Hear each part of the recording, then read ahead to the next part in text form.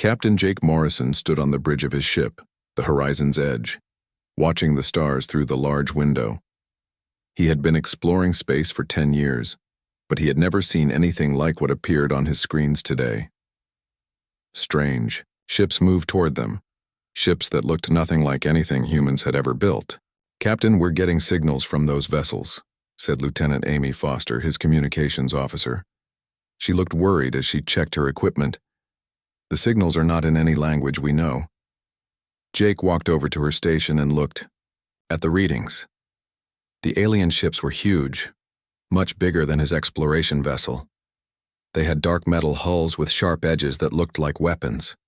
Red lights blinked along their surfaces like angry eyes. "How many ships are there?" Jake asked. 15, sir. And they're all heading straight for us." Jake felt his heart beat faster. This was first contact with alien life, something humanity had dreamed about for centuries. But these aliens did not seem friendly. Their ships looked like they were built for war. "Try to send them a peaceful message," Jake ordered. "Use the universal math signals we prepared for this situation." Amy worked at her controls for several minutes, then she shook her head. "No response, Captain. They're not answering any of our signals." Suddenly, the alien ships stopped moving. They formed a line in front of the horizon's edge, blocking its path.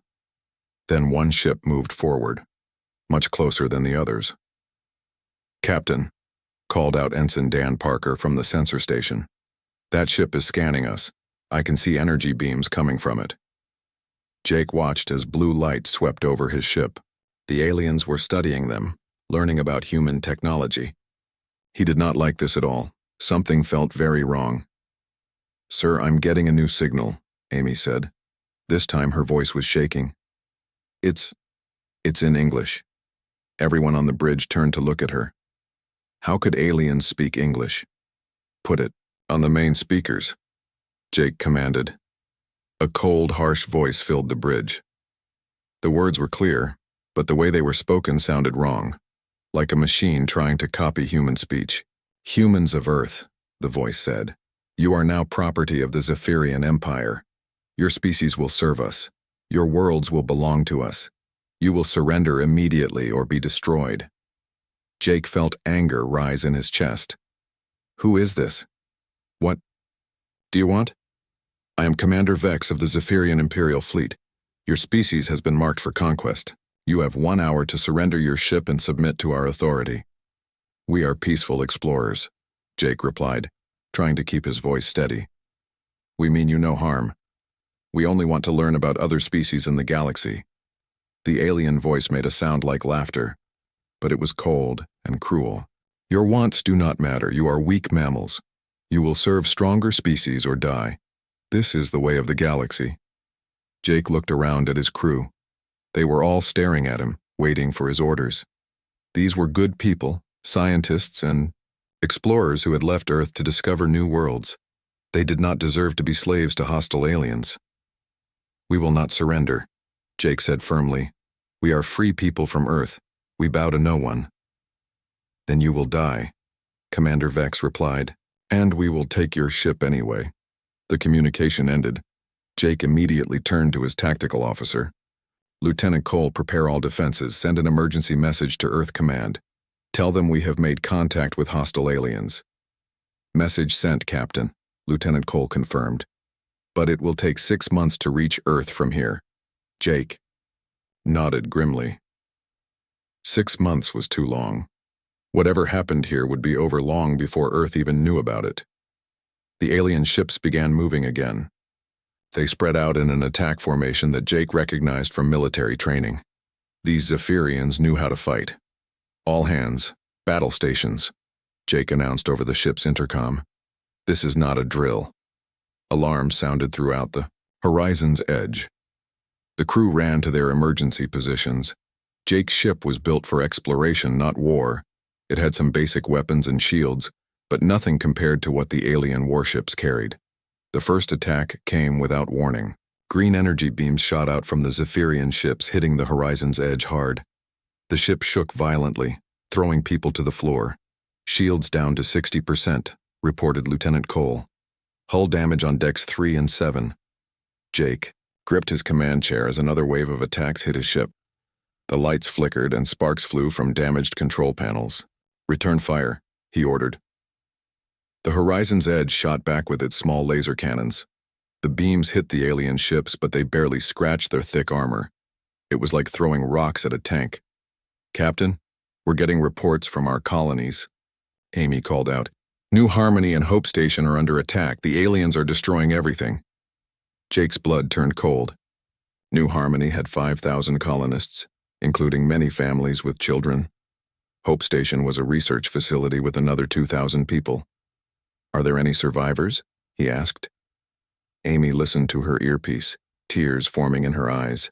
"New Harmony is gone, sir. Complete destruction. Hope Station, they're sending a final message." She put the transmission on the bridge speakers. A woman's voice filled with terror came through the static. "This is Dr. Lisa Carter at Hope Station. The alien ships are everywhere. They're taking prisoners, loading people onto their ships. They killed anyone who tried to fight back. If anyone receives this message, tell Earth that we tried to resist. Tell them these aliens show no mercy. Tell them to prepare for war." The transmission ended in screams and the sound of explosions. Jake stared at the screen showing the alien fleet. These creatures had just murdered thousands of innocent people. They had destroyed human colonies and taken prisoners as slaves. The Horizon's Edge shook again as more enemy fire hit the ship. Jake knew his vessel could not survive much longer. But he also knew that someone had to escape and warn Earth about what was coming. "Set course for Earth, maximum speed," he ordered. "We need to get home and tell them what happened here." As his damaged ship limped away from the battle, Jake Morrison made a promise to himself and to the memory of those who had died. The Zephyrians thought humans were weak. They thought Earth would be easy to conquer. They were about to learn how wrong they were. Admiral Lisa Carter stood in the command center deep beneath the Rocky Mountains, watching dozens of screens that showed Earth's greatest military buildup in human history. 2 years had passed since Captain Jake Morrison brought news of the Zephyrian attack, and Earth had changed completely. "Status report," Lisa said to Commander Ryan Blake, her chief weapons officer. Ryan looked up from his computer. "The quantum cannon tests were successful, Admiral. We can now punch holes through steel that is 3 feet thick. The new ships are ready for battle." Lisa nodded and walked to the main screen. It showed construction yards in orbit around Earth where thousands of workers built warships day and night. The moon had been turned into a giant factory. Mars now had weapon testing facilities that could be seen from space. "What about Dr. Foster's energy project?" Lisa asked. "Ready for field testing," Ryan replied. "Her zero-point energy drives will make our ships 10 times faster than anything the aliens have." Lisa remembered the day Jake Morrison's damaged ship had limped back to Earth. His crew was half dead and his ship was barely holding together. But the message he carried had united humanity like nothing else in history.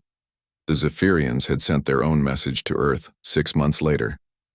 It was the same demand they had given Jake: surrender or be destroyed. They said they would return, in 2 years, with a great fleet to claim Earth as their property. That was exactly what Earth had been waiting for.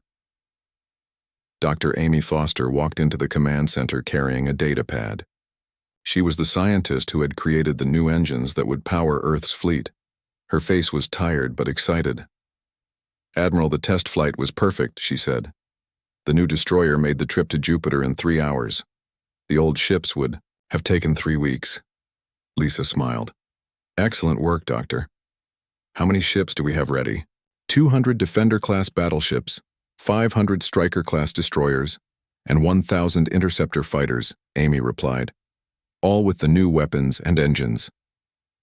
3 months later, the Zephyrian fleet arrived at the edge of Earth's solar system. Admiral Pete Sullivan was in command of Earth's defense fleet, waiting for them near the orbit of Mars. Pete stood on the bridge of his flagship, the Defender, watching the alien ships approach. There were over 300 Zephyrian vessels, the same dark metal ships with red lights that had destroyed the human colonies. "They're sending a message," reported Lieutenant Tony Miller, the communications officer. "Let's hear what they have to say," Pete said. The same cold voice that Jake Morrison had heard 2 years earlier filled the bridge. "Humans of Earth, this is Commander Vex. You have had time to consider our generous offer. Surrender now and some of your people will be allowed to live as slaves. Refuse, and we will destroy your entire planet." Pete activated his own communication system. "This is Admiral Pete Sullivan of the Earth Defense Fleet. You murdered innocent people and threatened our world. We have only one answer for you." "And what is that, weak human?" Vex asked with that same cruel laugh. "Go to hell," Pete replied. The battle began immediately. The Zephyrian ships rushed forward, firing their green energy weapons. But they quickly discovered that Earth's ships were no longer the helpless targets they expected. The human fleet moved like lightning, using Amy Foster's new engines to dart around the alien ships. The Zephyrians could not track targets that moved so fast. Captain Kate Murphy led the first attack group in her destroyer, the Swift Strike. She dove straight through the enemy formation, her quantum cannons tearing holes in alien hulls. The Zephyrian ships exploded one after another. "Their shields can't stop our new weapons," Kate reported to Admiral Sullivan. "We're cutting through them like paper." The aliens tried to surround the human ships, but Earth's fleet was too fast and too smart. Captain Dan Parker commanded a squadron of fighters that appeared behind the enemy fleet, attacking their engines and weapon systems. Within 2 hours, half the Zephyrian fleet was destroyed or disabled. The aliens who had seemed so powerful and confident were now running for their lives. "Admiral, the remaining enemy ships are trying to escape," reported Lieutenant Miller. "Let some of them go," Pete ordered, "but not all of them. Captain Murphy, take your squadron and capture their command ship. I want to have a talk with Commander Vex." Kate's ships surrounded the Zephyrian flagship. The alien vessel was badly damaged and could not fight back. Kate's Marines boarded the ship and captured the alien crew. An hour later, Commander Vex stood in chains on the bridge of the Defender. The Zephyrian looked like a giant lizard walking on 2 legs. His skin was green and covered with scales, and his eyes were yellow like a snake's. "You cannot defeat the Empire," Vex hissed. "We have thousands of ships. We rule 100 worlds." Admiral Sullivan walked up to the alien commander. "You made a big mistake when you attacked innocent humans. You thought we were weak because we wanted peace. But there's a difference between choosing peace and being unable to fight." Vex stared at the human admiral with hatred in his yellow eyes. "What do you want from me?" "Information," Pete replied. "Tell me about your empire. How many ships do you have? Where are your bases? What other species have you enslaved?"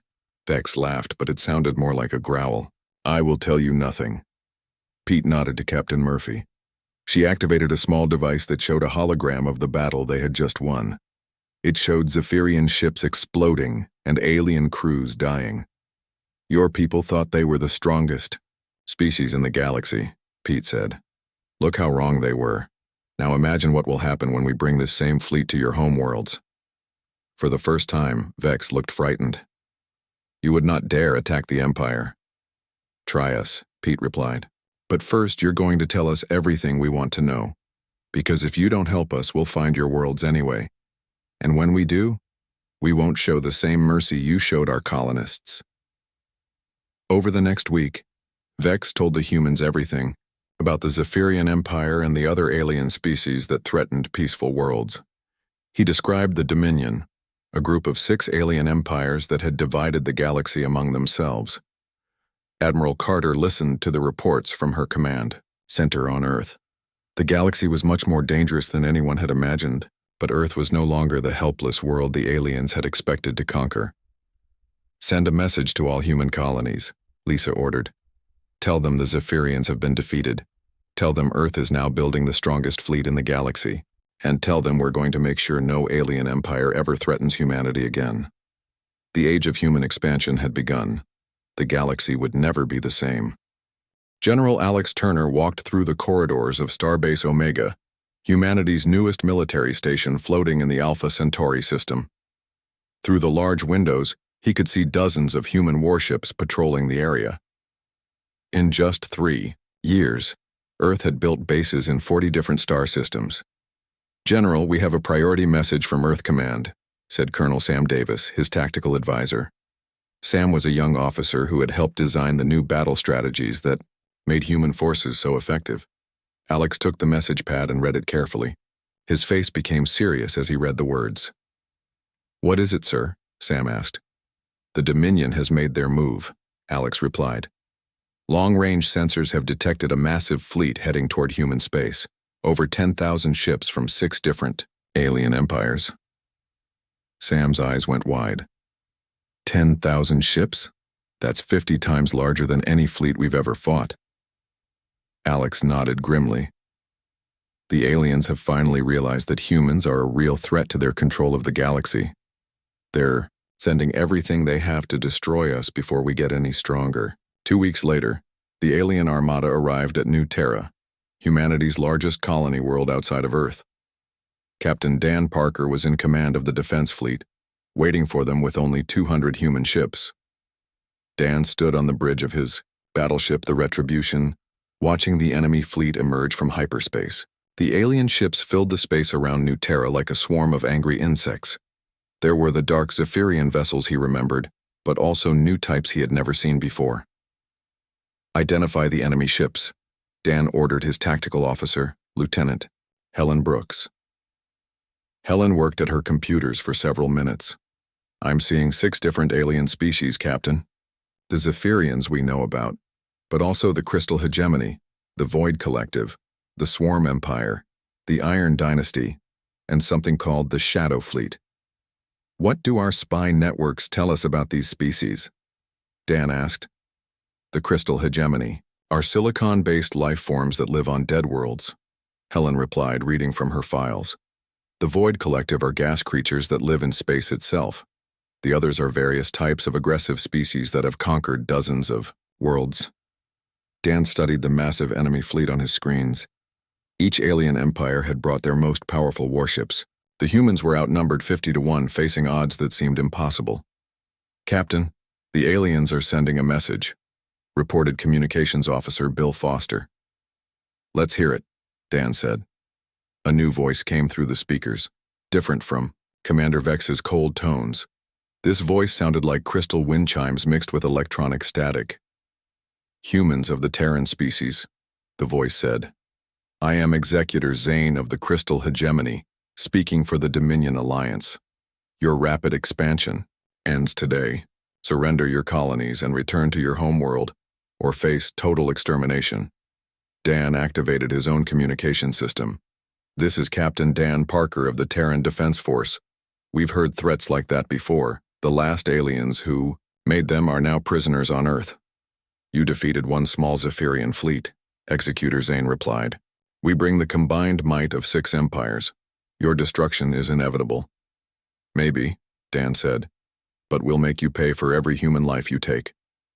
The battle began with the largest space engagement in galactic history. The alien fleet rushed toward New Terra, expecting to overwhelm the small human force through sheer numbers. They had not learned the lessons of the first Zephyrian defeat. Captain Kate Murphy led the first attack wave, using the new quantum tunneling technology that Dr. Amy Foster had developed. Her squadron of destroyers simply vanished from in front of the alien fleet and appeared behind them, attacking their engines and command ships. The aliens tried to turn and fight, but human ships were everywhere at once. Lieutenant Colonel Pete Sullivan commanded a group of fighters that seemed to teleport around the battlefield, striking and disappearing before the enemy could respond. "Their coordination is breaking down," reported Helen Brooks. "The different alien species aren't working well together. They're getting in each other's way." Dan smiled. "Humans have been fighting wars for thousands of years. These aliens may have bigger fleets, but we know tactics they've never imagined. The human ships use their superior speed and new weapons to deadly effect. The antimatter cannons that Dr. Helen Brooks had designed could destroy the largest alien battleships. With a single shot, the quantum torpedoes passed right through enemy shields as if they weren't there. But the real surprise came when Captain Tony Miller activated the new cloaking systems. Half the human fleet simply vanished from alien sensors, becoming invisible, ghosts that struck without warning. "Captain, enemy fleet strength is down by 30%, Helen reported. They're trying to regroup, but our cloaking technology has them confused and frightened. The alien commanders had expected an easy victory. Instead, they watched their ships explode one after another while fighting an enemy they could barely see. The mighty Dominion fleet was being torn apart by a force 1/50th their size. After 18 hours of continuous battle, the remaining alien ships began to retreat. Captain Dan Parker's small human fleet had achieved the impossible, defeating the largest military force ever assembled in the galaxy. "Captain, we're receiving surrender requests from multiple alien commanders," reported Bill Foster. "They want to negotiate." "Tell them to land their ships on New Terra and prepare to be taken prisoner," Dan replied. "We'll sort out the survivors later." 3 days later, Admiral Grace Taylor arrived with reinforcements from Earth. She found Dan Parker's fleet guarding over 3,000 captured alien vessels and their crews. Grace stood in the detention center where the alien commanders were being held. The defeated leaders of 6 different empires sat in energy-shielded cells, staring at the human admiral with fear and confusion. "You cannot have defeated us," growled a creature that looked like a metal spider with glowing red eyes. "The Iron Dynasty has ruled for 10,000 years. Your dynasty just ended," Grace replied calmly. "Earth is taking control of this sector of the galaxy. Your species will be relocated to planets where you can live peacefully, or you can continue to fight and face extinction." A floating blob of gas that represented the Void Collective pulsed with dim light. "How is this possible? Humans appeared in space only a few years ago. You should be primitive mammals." Admiral Taylor walked closer to the alien's cell. "You made the same mistake as the Zephyrians. You saw a peaceful species and thought we were weak. But humans don't stay down when we're attacked. We get stronger. We adapt, and we never forget our enemies." She turned to address all the prisoners. "Your empires spent thousands of years conquering weaker species and enslaving entire worlds. You thought might made right. But you forgot something important." "What?" hissed the Crystal Hegemony's executor Zane. "There's always someone stronger," Grace replied. "And now you've found them." Word of the Battle of New Terra spread across the galaxy faster than light. The mighty Dominion had sent their greatest fleet against the humans and lost. Species that had lived in fear of the 6 empires for centuries began to whisper that, maybe, finally their oppressors could be defeated. On Earth, Admiral Lisa Carter received reports from across human space. The victory at New Terra was complete, but intelligence suggested other alien empires were already planning new attacks. "The galaxy is about to change forever," Lisa told President Maria Rodriguez. "These aliens ruled through fear and overwhelming force. But fear only works until someone refuses to be afraid." "What's our next move?" the president asked. Lisa looked at the star charts showing human expansion across 40 systems. "We finish what the aliens started. They wanted a war with humanity. Now they're going to get one." President John Stevens walked into the Great Hall of the Galactic Council on the neutral world of Nexus Prime. This was the first time a human leader had ever attended the council that governed relationships between alien species across the galaxy. Behind him walked Colonel Linda Shaw and her team of elite guards, their new power armor gleaming under the council chamber lights. The alien delegates stared at the humans with mixtures of fear and curiosity. John looked around the enormous room. Representatives from over 200 different species sat in seats designed for their various body types. Some looked like giant insects, others were floating energy beings, and many were shapes that hurt human eyes to look at directly. The council leader was an ancient creature called Prime Speaker Keth, who looked like a tree made of living metal. His voice sounded like wind through metal pipes when he spoke. "President Stevens of Earth," Keth said, "you have requested to address this council. The galaxy knows of your recent military actions against the Dominion Alliance. Many species are concerned about human expansion." John stepped forward to the speaking platform in the center of the room. He had prepared this speech carefully, knowing that his words today would determine whether the galaxy faced peace or total war. "Members of the Galactic Council," John began, his voice carrying clearly through the hall. "I stand before you not as a conqueror, but as a representative of a species that wants only to live in peace. However, recent events have forced humanity to defend itself against unprovoked attacks. Murmurs filled the chamber. Many alien species had heard rumors about human military victories, but few knew the full story. 3 years ago, the Zephyrian Empire attacked human colonies without warning, John continued. They murdered thousands of innocent civilians and demanded that Earth surrender or face destruction. When we refused, they returned with a larger fleet. We defeated them. A delegate from the insect-like hive cluster clicked its mandibles together. The Zephyrians were fools, but the Dominion Alliance represented 6 of the galaxy's most powerful empires. How did one young species defeat such a force? John smiled grimly. Because we had something the Dominion did not expect. We had unity, determination, and the will to fight for our freedom. When threatened, humans do not surrender. We adapt, we innovate, and we overcome. Prime Speaker Keth's metal branches rustled. What do you want from this council, human? I want to deliver a message to every species in this galaxy, John replied. Earth offers friendship and trade to all peaceful species.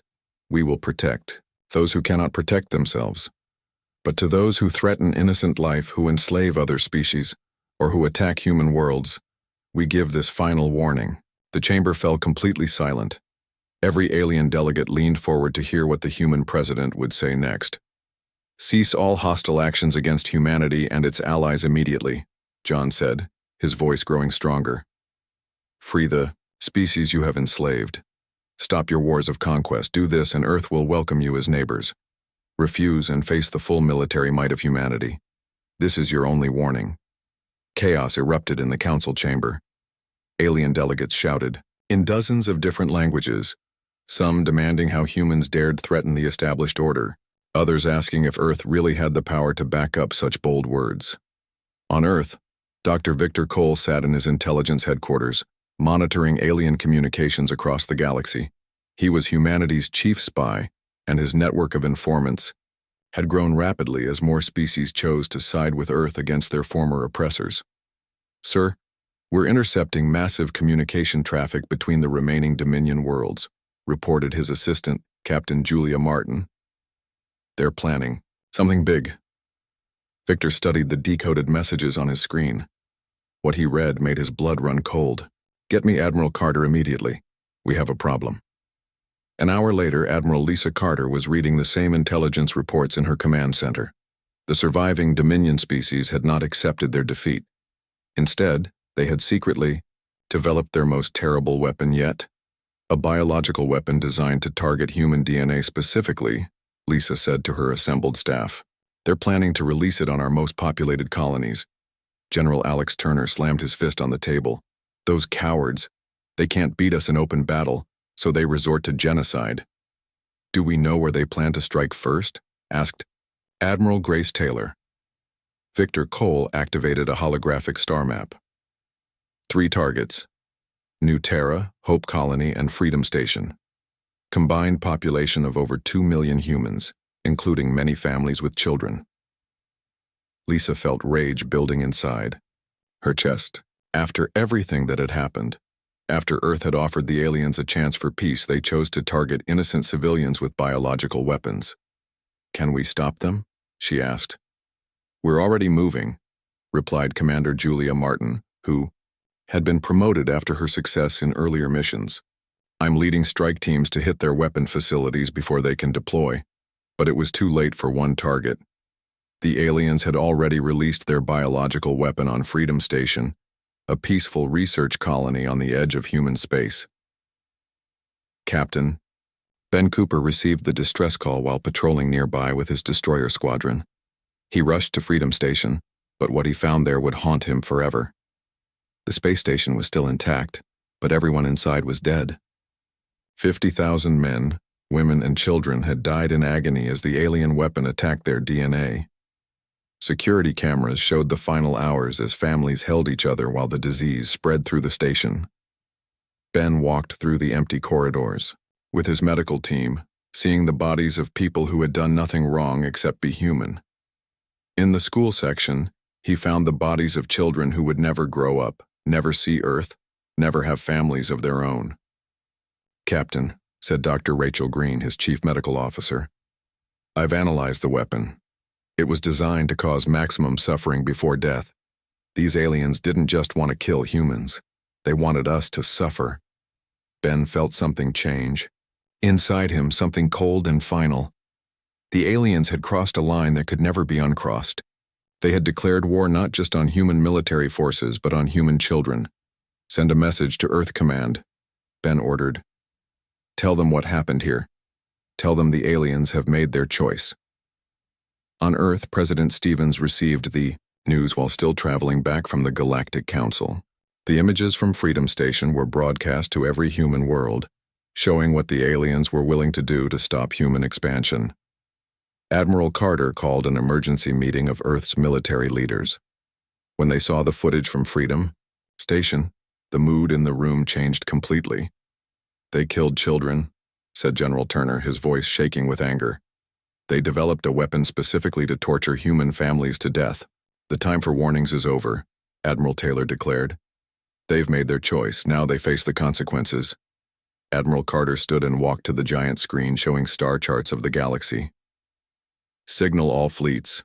Operation Final Justice is now active. We're going to end the Dominion once and for all. What about the Galactic Council? Asked Colonel Shaw. They'll try to stop us. Lisa turned to face her officers. The Council had their chance to maintain peace. The aliens had their warning. Freedom Station was their answer. Now they get to see what happens when you murder human children.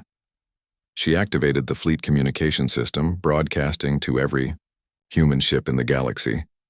This is Admiral Carter to all Earth forces.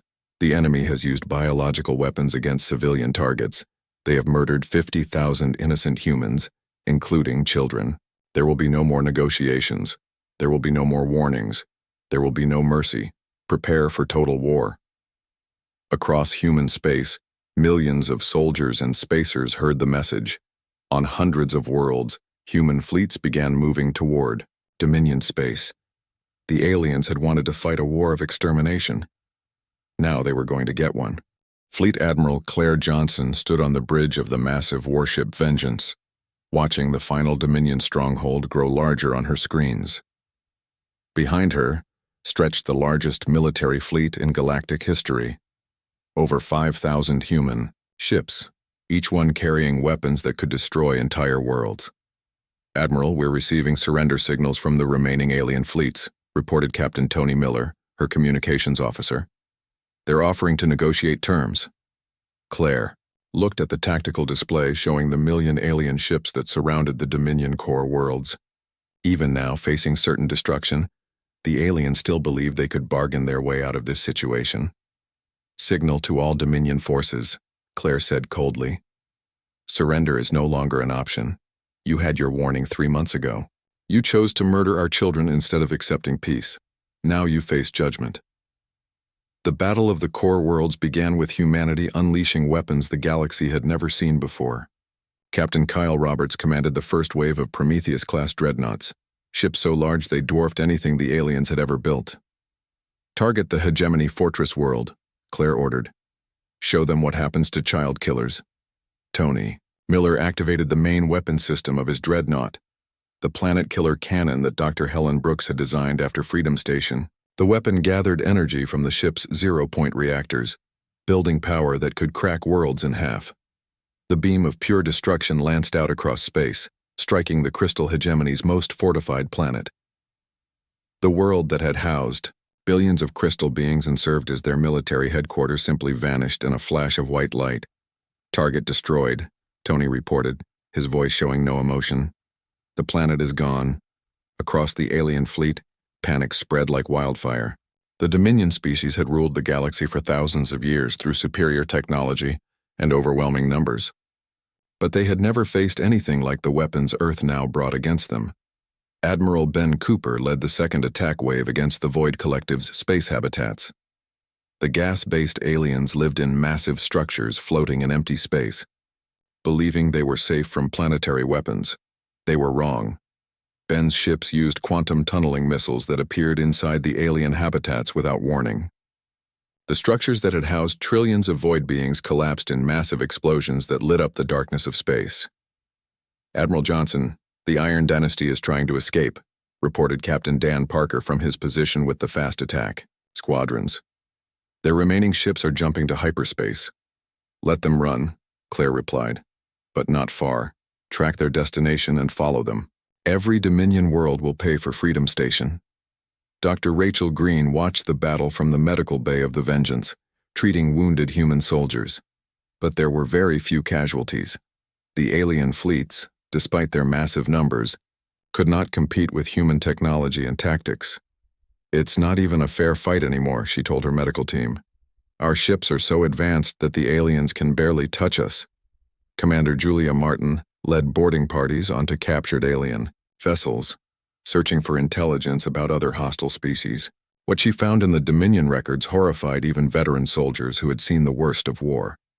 Admiral, you need to see this, Julia reported from the captured Zephyrian command ship. The Dominion wasn't just enslaving species. They were conducting experiments on them. Torture, biological weapons testing, genetic modification. They've been doing this for thousands of years. Claire felt her anger grow even colder. The beings they were fighting weren't just conquerors. They were monsters who had turned cruelty into an art form. How many species were they experimenting on? She asked. Over 300 different types of intelligent life, Julia replied. Most of the test subjects were children taken from their families. Claire made her decision. Signal all fleet commanders. No prisoners from the Dominion. Leadership. Anyone who participated in those experiments dies today. The human fleet moved through Dominion space like an unstoppable force of nature. World after world fell to Earth's weapons. The Swarm Empire's hive worlds were burned clean. The Shadow Fleet's hidden bases were dragged into the light and destroyed. Colonel Linda Shaw led ground forces on the worlds that surrendered, establishing human military governments and freeing the enslaved species. She found concentration camps, full of alien prisoners who had been tortured for generations. Admiral Johnson, Linda reported from the surface of a former Iron Dynasty world. We've liberated over 10 million enslaved beings. They're calling us their saviors. Tell them they're free now, Claire replied. Earth doesn't believe in slavery. Any species that wants to join our alliance is welcome. Within 6 months, the Dominion was completely destroyed. Their fleets were scattered wreckage floating in space. Their worlds were either under human control or had been reduced to lifeless rocks. Admiral Grace Taylor arrived at the Galactic Council chambers on Nexus Prime with a full battle fleet. The alien delegates who had once looked down on humanity now cowered in fear as human soldiers took control of the council building. The Galactic Council is dissolved, Grace announced to the terrified aliens. Earth is now establishing the Terran Galactic Protectorate. All species have 3 choices. Join our alliance as equals, remain neutral on your own worlds, or face the same fate as the Dominion. Most species chose to join immediately. The few that tried to resist found their fleets destroyed within hours by human forces that seemed to appear from nowhere. Ambassador Sharon White was appointed as Earth's first galactic governor, responsible for maintaining peace among the hundreds of species that now look to humanity for protection. We're not conquerors, Sharon explained to a gathering of alien leaders. We're protectors. Under human leadership, there will be no more slavery, no more experiments on children, no more wars of extinction. Any species that breaks these rules will be removed from the galaxy permanently. The transformation was swift and complete. Trade routes that had been controlled by Dominion pirates were now protected by human patrol fleets. Species that had lived in fear for thousands of years suddenly found themselves free to develop their own cultures and technologies. Dr. Amy Foster established the Galactic Science Council, bringing together the best minds from hundreds of worlds to work on projects that would benefit everyone. Former enemies now worked side by side with humans to explore the mysteries of the universe. President John Stevens stood in his office on Earth, looking out at the stars that now belonged to humanity. Reports came in daily from across the galaxy, new species asking to join the Protectorate, trade agreements being signed, exploration missions discovering wonders beyond imagination. How many species have joined us now? He asked his aide. 437, sir, came the reply, and more are requesting membership every day. John smiled. 3 years ago, Earth had been a single world threatened by alien empires. Now humanity guided a galactic civilization spanning millions of worlds and trillions of beings. Captain Jake Morrison, now an old man, visited the memorial on Earth dedicated to the victims of Freedom Station. The names of 50,000 humans were carved in black stone, including hundreds of children who would never see the galaxy their deaths had helped liberate. "We kept our promise," Jake whispered to the memorial. "The galaxy is safe now. No more. Children will die because aliens think might makes right." Above him, human ships patrolled the skies of Earth, ready to defend not just their homeworld, but every peaceful species in the galaxy. The age of alien tyranny was over. The age of Terra had begun, and it would last forever.